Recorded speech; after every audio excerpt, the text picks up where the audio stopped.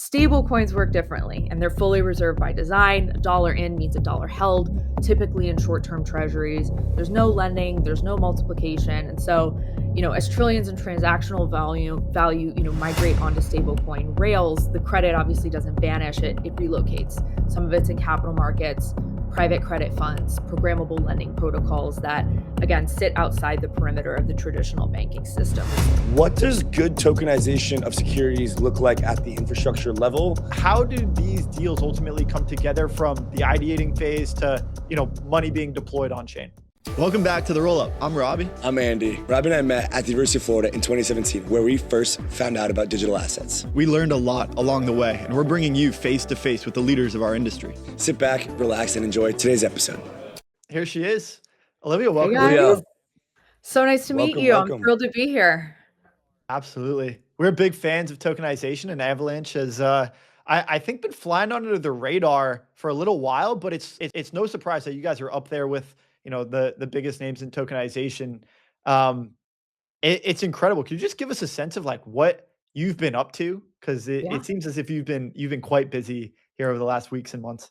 Yeah, sure thing. Well, first of all, thank you so much for having me on the show. Really excited to talk about what we're up to on the Ava Labs side. First off, just for those who might not know, Ava Labs is a software development company supporting the growth and adoption of the Avalanche ecosystem. Avalanche is a network of layer one blockchains that are purpose-built for any industry or use case, be it FIFA's L1 related to tokenized collectibles, or be it Avalanche L1s that we've run in tandem with big names like JP Morgan, et cetera. So that's what Ava Labs is. In my role, I'm focused on all things tokenization within financial services. So what that looks like is, on the one hand, partnering with leading financial institutions to bring institutional grade assets on chain. So think top tier issuers like the Franklin Templetons, the BlackRocks, the Apollos, the KKRs, the Van Ex, Libera, Wellington Managements of the world, and bringing their tokenized assets to Avalanche. And then where I'm really laser focused and where our team is really laser focused is on connecting those assets to distribution channels where capital already flows, be it fintechs with an appetite for stablecoin yield products or tokenized US equities infrastructure, or allocators such as family offices, liquid funds, et cetera. And prior to joining Ava Labs, I was actually on the TradFi side. I was investing in mid-cap banks at T. Rowe Price Group, but I was very involved in the digital assets working group there. Very cool. And one of the reasons that prompted this conversation was you guys have record activity. Saw daily active addresses hit an all-time high of 1.71 million on Avalanche. Total assets exceeding $3.5 billion in stablecoins and real-world assets. Galaxy Digital launched a $75 million tokenized loan obligation on Avalanche, and then Grove is planning a 250 million RWA deployment on the network. Give us a sense of what it takes to progress these from just an idea in these, we like to call these, these are like institutions that are kind of crypto curious and they're starting to, wet their beak and get in the game. Give us a sense of like how these deals are made, right? Like I take it you probably have some, institutional networks and relationships, and you kind of have on, some people at, the Galaxy Digitals and the Groves of the world. How do these deals ultimately come together from the ideating phase to, money being deployed on chain?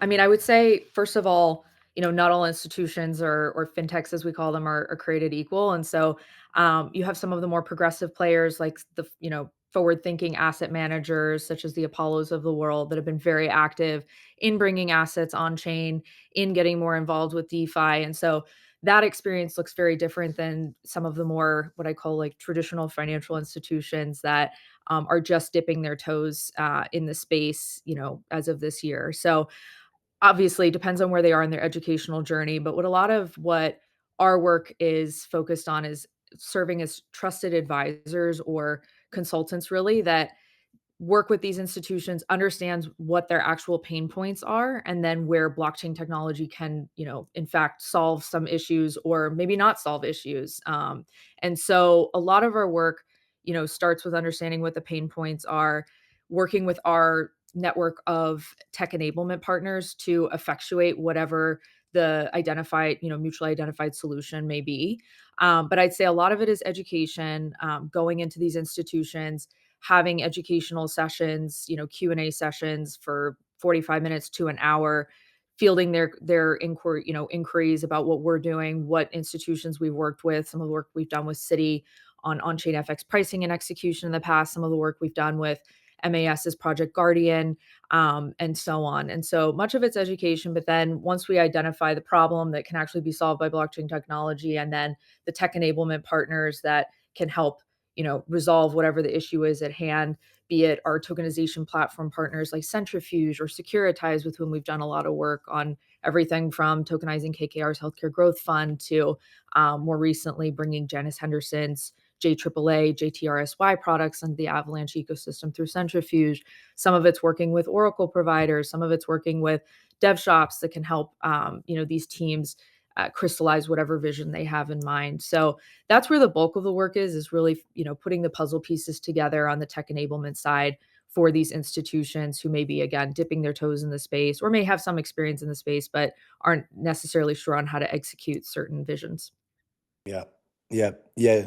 There's definitely an education gap happening, and I've seen quite a few of your posts on LinkedIn. I think that you're doing a great job there as well. I'm just trying to basically educate on stablecoins, credit, um, all the all different types of on-chain products. I saw that you were at Davos, or you were talking about Davos recently. I'm curious kind of what insights you took from there as well. What surprised you the most about how institutions are thinking about stablecoins, credit creation, these types of things?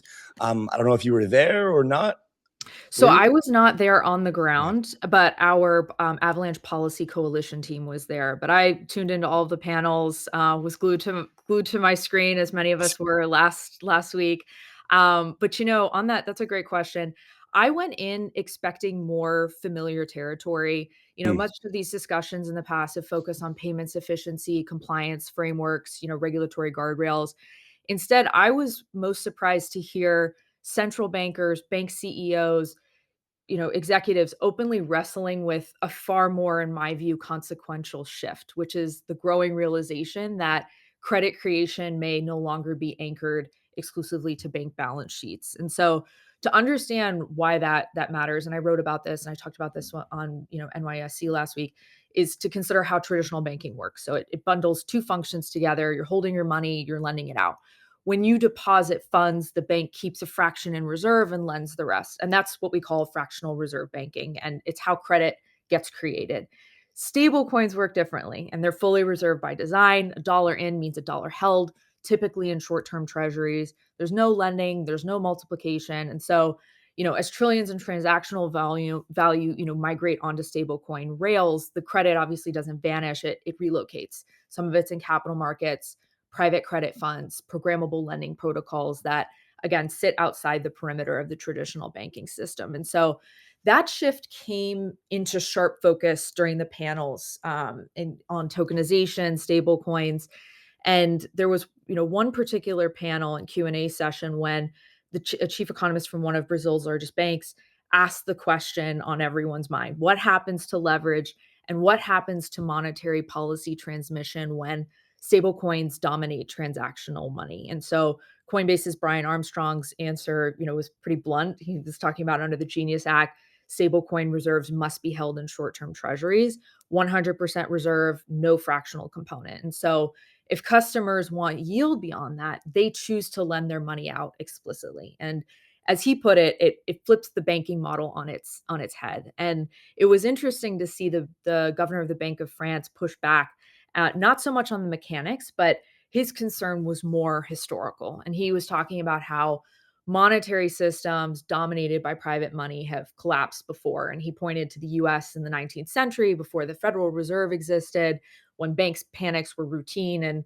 confidence was more fragile. And so for him, the question wasn't so much about whether stablecoins function technically. It was more so about whether a monetary system can in fact remain stable without public money as its anchor. And so that Yeah. disagreement, it was what gave, like, and I think a lot of you probably saw this, but the interest debate a lot of intensity. It's like more than a technical question on, should stablecoins pay yield? It's Mm. underneath of it, it's really a debate over who controls, credit creation going forward. And it's an incentive to bring everyone further into this stable coin direction, which we're seeing the tension. Like it would be bringing them out of the traditional banking system and more into, the stablecoin, fully reserved, fully backed system. Mhm. The question in my mind is like, isn't that super deflationary for the currency? Mm. Because right, credit creation adds money to the money supply. We end up increasing the money supply. Supply and demand causes inflation. If we take leverage out of the system and all of a sudden, the money multiplier isn't Mhm. above one, it's actually less than one until we bring all that money supply back to, fully what's in reserves. Like, is that not deflate? Help us, how should we be thinking about this? Is that not Yeah, very and it was deflationary for the dollar? and interestingly, in another session, Jeremy Allaire was, arguing that as the marginal cost of storing and moving value on blockchain networks drops towards 0, future economies might generate similar output, but with a far smaller monetary base. And then similarly, Mm. I think the IMF Stan Katz agreed, noting that, this kind of velocity increase is more supply driven rather than demand driven, which could mean a smaller Mm. monetary base without inflationary pressure. But I think all that's to say, the moment that really stayed with me came from Standard Chartered's Bill Winters, and his he put it, his bank doesn't really care which instrument wins. It could be stable coins, it could be tokenized deposits, it could be tokenized money market funds. What he said was that he wanted the customers to get the best thing for them. And so they just want to be the entry point and the exit point. And so that's, in my view, from the institutional side, the real posture now. It's not defending really the old architecture, but positioning to intermediate whatever replaces it. Looking for yield that stands out? infiniFi gives you just that. Deposit stablecoins and earn far more than the current savings rate. infiniFi is a battle-tested, reliable DeFi platform that is ready to go. Head to infinifi.xyz. Halliday is unified crypto payments. Give your users more wherever they are. Go to halliday.xyz to never write a smart contract again. Not your keys, not your coins. From the team that pioneered cold storage, Trezor has just released its new wallet. Guys, if you are still using hot wallets in 2025, 2026, you are missing the entire point. Secure your coins. Get a Trezor at trezor.io. Well, then let's talk about some of those replacements then. I think the big thing on folks' mind from this past week or two has been the launch of the BitGo IPO, and actually how Ondo was able to have it be traded on chain from the moment that it was launched. Not sure if it was on Avalanche. I think it was on Ethereum, BNB, Solana, maybe Avalanche. Maybe it is now. And we saw that this was kind of like this first of its kind tokenized equity being traded live with the IPO, right? Meaning anyone with a Phantom wallet, a MetaMask, a Rabby, et cetera, could trade this tokenized asset on chain.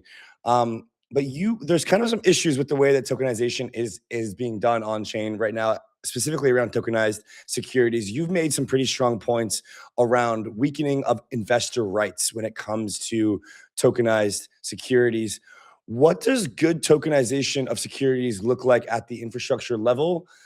And how do you think about this investor rights dilemma as it pertains to tokenizing different types of assets? Because we're also kind of in this context of crypto right now where everyone's trying to figure out what they own. This token, what is it? What do I have claims to? What are my rights? But specifically with securities, it's a bit more black and white over there. However, in the tokenization process, you seem to think that there's some weakening of rights. How does that occur? Yeah, and I would say this is super timely, as just yesterday the SEC issued guidance, clarifying many of these issues. But I would say, first off, many of the tokenized securities products today on the market can give you weaker legal rights than traditional stock ownership, in my opinion. And so, how you build it matters far more than the underlying blockchain technology. And SEC Commissioner Peirce, over the summer had written a really great, I guess it was memorandum saying that blockchain, doesn't have magical abilities to transform assets. Like the tokenized securities are still securities. And as I mentioned, the SEC just issued guidance this week clarifying exactly this point. The format doesn't change the law, but the structure you choose determines what rights investors actually get. And in my opinion, if you tokenize, incorrectly, you're rebuilding Wall Street's problems with higher costs. And if you architect correctly, You unlock all the promises we've heard of: instant settlement, lower capital requirements,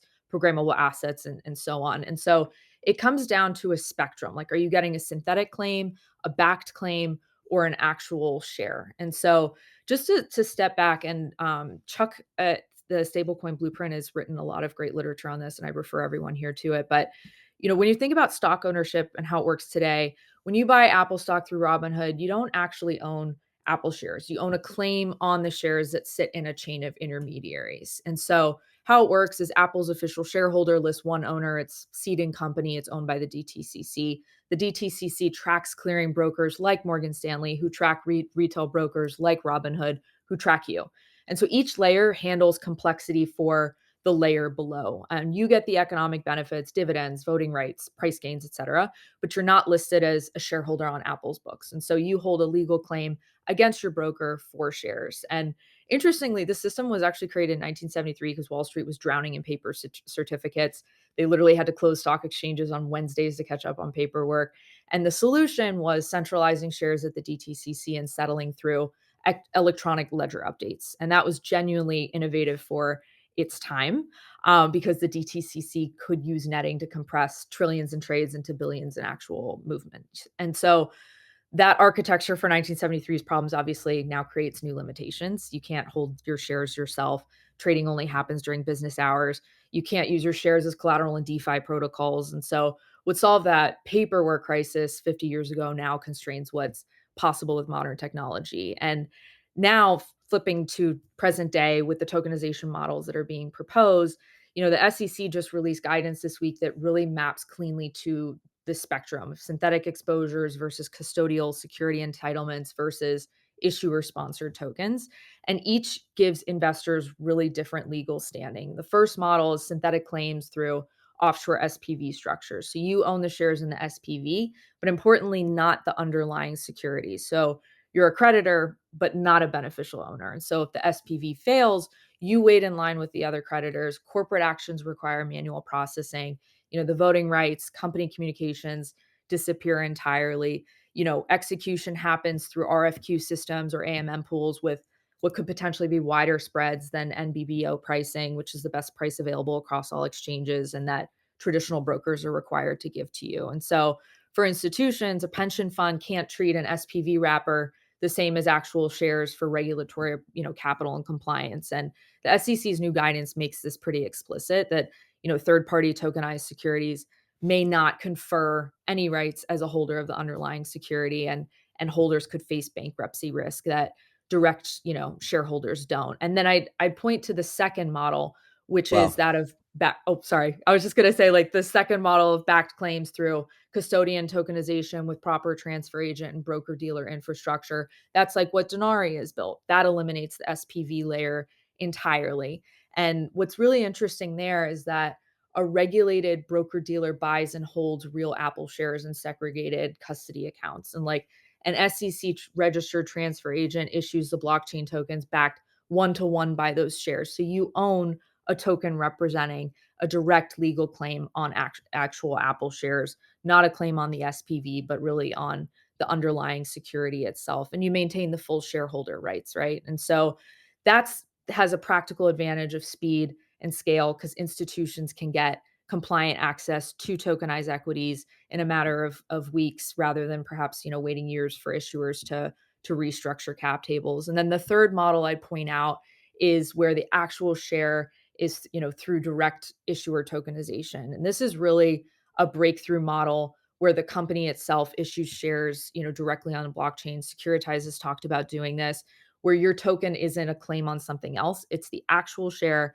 It's recorded directly on the company's cap table. And so, when you transfer your token, the registered shareholder of record changes on the company's books, and like the seeding company DTCC structure that I mentioned earlier disappears completely. And so all that's to say, I think this is where tokenization reaches its full potential, where one token equals one registered share. It's transferable peer to peer. You can self-custody your shares with no middlemen hypothecating behind the scenes. Your corporate actions execute automatically through code. Settlement is instant, and intermediaries are actually removed rather than just digitized. And so that's more of like Securitize's approach. But across all these themes, like what good tokenization involves, it's direct legal claims on underlying securities. It's preserved, shareholder rights. It's quality execution through regulated infrastructure. And it's also, eventually the ability to self-custody and use shares as programmable collateral. And so, custodian models deliver the first three at institutional scales. Today, direct issuer tokenization achieves all four by eliminating intermediaries entirely. But, you know, I'd say if you need tokenized Tesla and Apple with full shareholder rights, next month, custodian infrastructure ships that today versus if you're building a platform where equity becomes composable collateral, that's direct issuer tokenization enabling that future and perhaps on a different time frame. Got it. And so it sounds like at a high level, this is an evolution where ultimately, we start with the most abstracted and then we further tokenize deeper and deeper into the stack until we're providing everyone these native shares on these companies' cap tables. But there's sort of this design space because different teams move at different paces that a company may want to tokenize now, but they're not ready to take that full leap of faith all the way to whether it's a technological limitation or it's a regulatory one. They're not ready to go all the way to that end game that you mentioned. It sounds like BitGo has kind of gone all the way and push the bleeding edge as much as possible. But you mentioned Securitize in there. There's other players that are sort of finding a more creative design space and the pros and cons between some of these spaces to try to optimize the frontier of speed and safety and robustness of the product. Yeah, I mean, I think that summarizes it well. I would just say, put really simply, and I wrote about this, not all tokenized securities are created equal. You have your SPV wrappers that make you a creditor to an offshore entity, custodian models with transfer agent and broker-dealer infrastructure like Denari preserve direct claims and full shareholder rights today. And then, direct issuer tokenization represents, I think, the ultimate architecture with shares issued natively on chain. That's what Securitize is striving for. And where you Yeah. land on that spectrum determines whether you're an owner or just another creditor. Yeah, so basically the shift that's happening in trust, right? I think you've said it's from balance sheets to infrastructure. Basically, as an investor, you need to understand what specifically you are buying based on the infrastructure of that tokenization provider, whether it's Superstate, Ondo, Securitize, et cetera, et cetera, et cetera. With different types of tokenized asset structures, you're basically buying different assets. This is why it's really confusing, Olivia. This is why people don't really understand what's happening with tokenization. I guess from just a pure investor outlook framework, to summarize what you've said there, from the investor's perspective of wanting to own tokenized assets on chain, could you do your best to provide a simple framework for understanding like the just like the key shift in trust from balance sheets to infrastructure, what that really means and what we need to know if we own tokenized assets on chain, what to look for?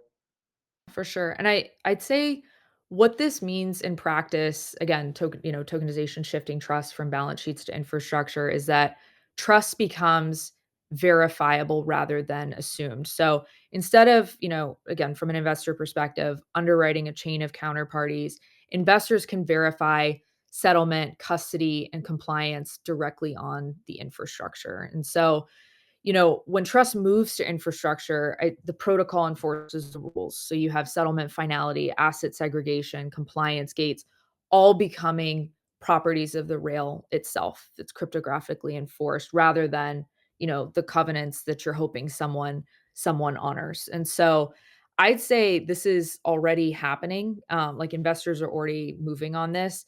One example is the digital liquidity gateway built by FIS, which obviously is TradFi incumbent, and Intane, which is on Avalanche. And it connects about 2,000 regional and community banks to institutional investors. And so the banks originate, solid small business and CRE paper, but historically institutional buyers couldn't touch it because the due diligence was too manual.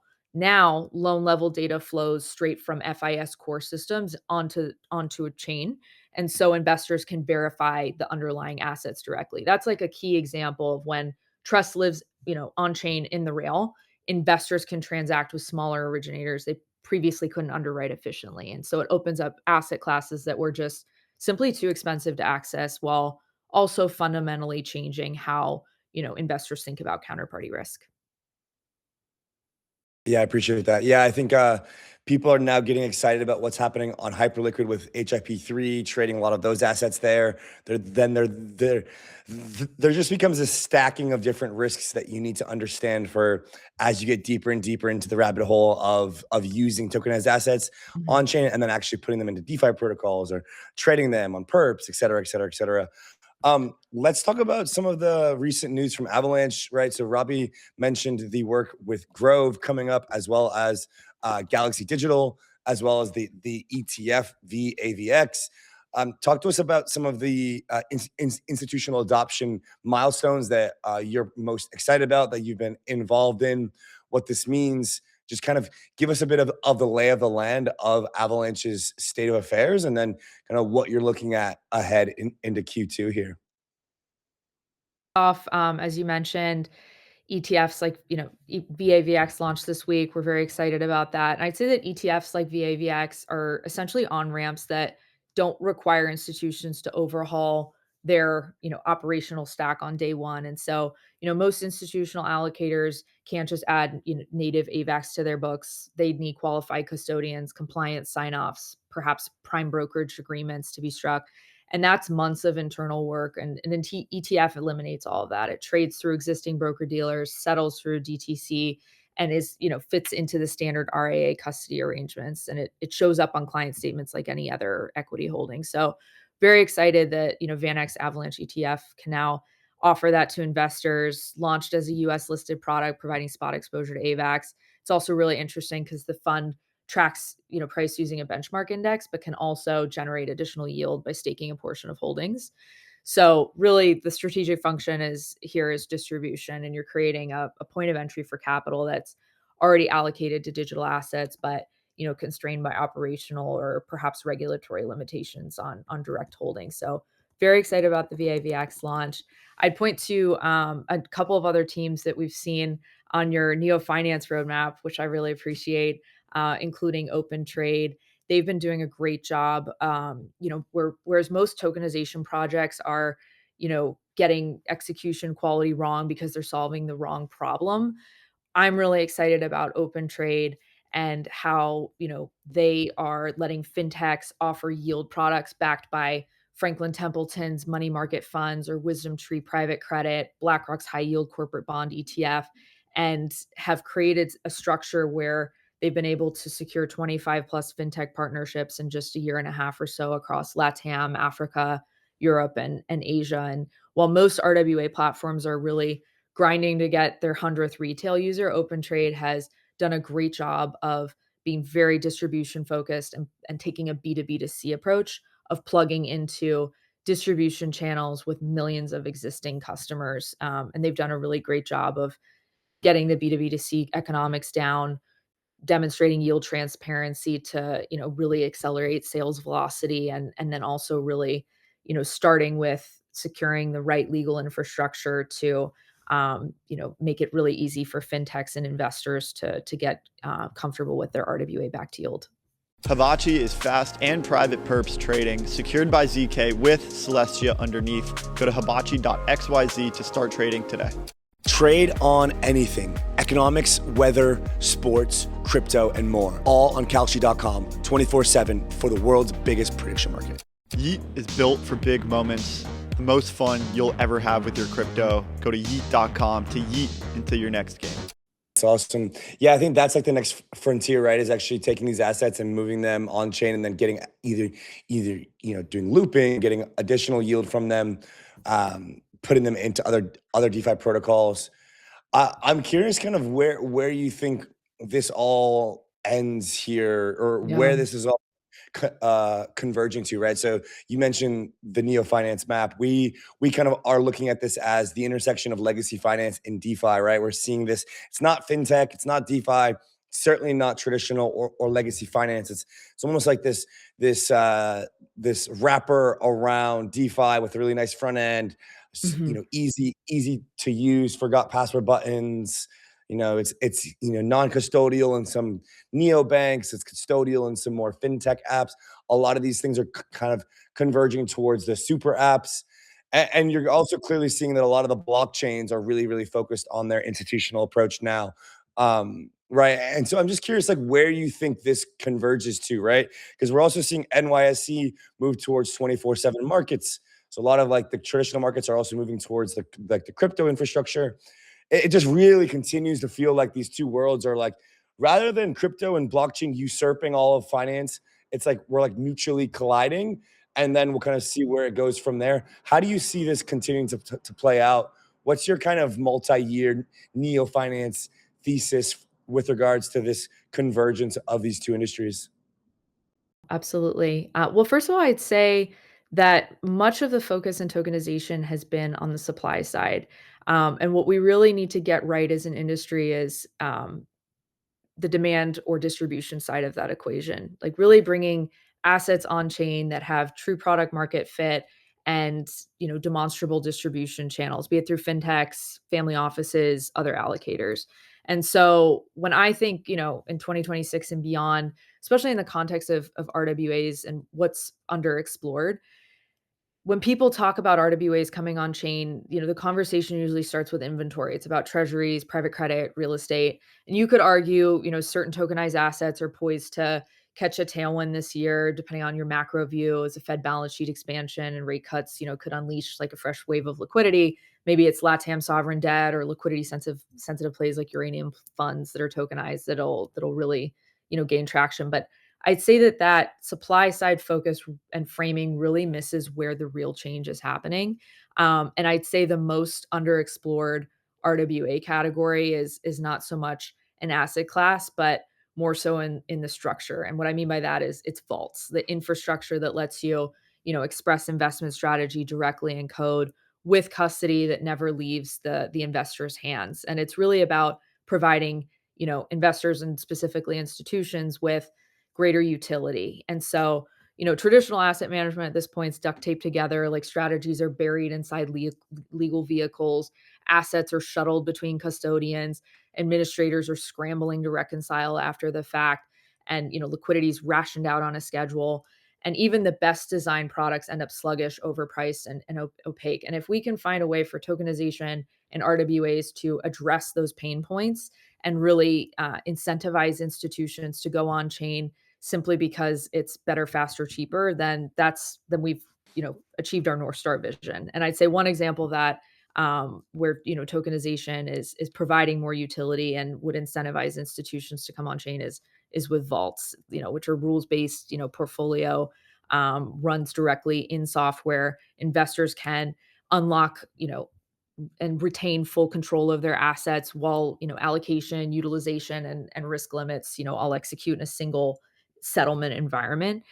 That's the sweet spot between an ETF and an SMA, and the scale and accessibility of the one, the precision and the guardrails of the other, where, you're never handing custody to a manager. That's quite compelling for institutions and investors. And we've seen Bitwise made a move into vault curation this week, and I think that's a signal worth watching. And they're a $15 billion asset I did manager. see that. Yeah, they didn't just roll out another tokenized fund. They started writing portfolio construction directly into code. And it's just been more specifically a stable coin lending strategy on Morpho. I think it's targeting Morpho, about yeah. 6% yield. And Bitwise is setting the parameters, the smart contracts enforcing them. And critically, the manager never lays a finger on client assets. And so Yep. the business case, again, is really concrete. There's utility. Vault's got the cost stack. There's no custody fees. There's no fund admin. There are no armies reconciling spreadsheets. And so Yep. new strategies can spin up without forming new legal entities. That shrinks launch timelines from quarters to weeks. And, the accountability really flips from you can trust us to transparent real-time parameters that anyone can verify. And I'm really excited for this model to gain traction. I think that'll bring a lot more institutional participation. Bitwise predicted that their vault AUM may double in 2026. And if they're right, one of the more value RWAs on chain may turn out to be, institutional judgment that's spelled out clearly on chain and enforced by Yep. code. Yeah. Yeah, and yep, and non-custodial, and gets the best of DeFi in a rate cutting environment, still gets good Yeah. yield. People who are new to crypto or DeFi will see that from Bitwise, and they will be very curious if their average Robinhood Gold account is giving them 4%, 3.5%. Right. Their money market on Schwab is at 3.7, 3.6. All of a sudden, Bitwise is a 6% product. They'll probably be a little bit concerned as to like what the risks are. And lo and behold, there is quite a bit of smart contract risk, DeFi risk, etc. But yeah, that is a vaults. Olivia, we'll have to do a whole episode on vaults. I think there's a lot for us to learn. Also, I feel like I need to say, not financial advice. Do your own research. Like, give all the disclosures. Should have started with that. Well, naturally, yeah. But this was all tremendous information. I feel like, we got our daily dose of financial education here, whereas a lot of times we're talking about, the more digital asset, crypto side of the world. But a place where these two, these two are going to converge. Andy and I both, I think, are planning on going to Vault Summit. It's in Cannes, so it's around ETC, but it should have a nice mix, and it's presented by Morpho. So I'm looking forward to that event. But there's a number of events this year that should be quite good as more of these worlds start to intermingle together. It should provide a nice balance. Yeah, for sure.